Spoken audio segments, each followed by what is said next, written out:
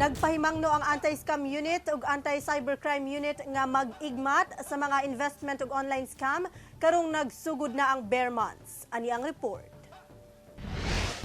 Sa pagsugod sa bare months, nagsugod na sab og pamalit og pangregalo ang pipila ka mga online shoppers sa mga online shopping app aron mas makabarato.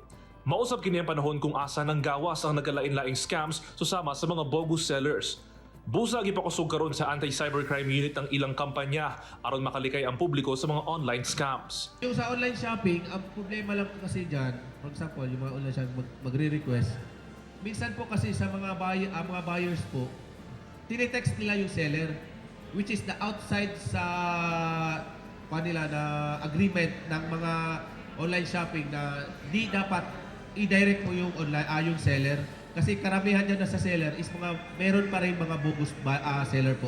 Mamahimbosab kuno nga pilion ang cash on delivery aron masiguro nga authentic ang napalit nga item. Magbayad ng mga ganung na item, silipin nyo muna yung item.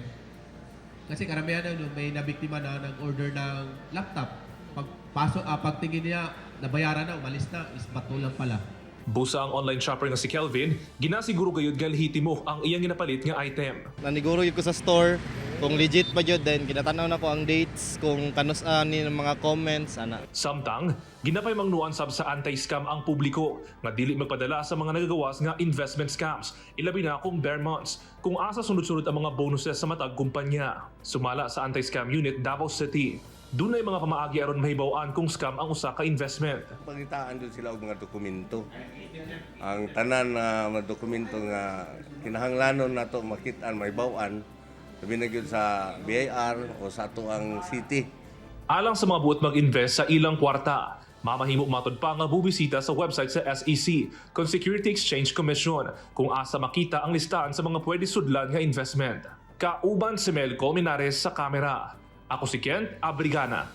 Para sa At Home with GMA Regional TV.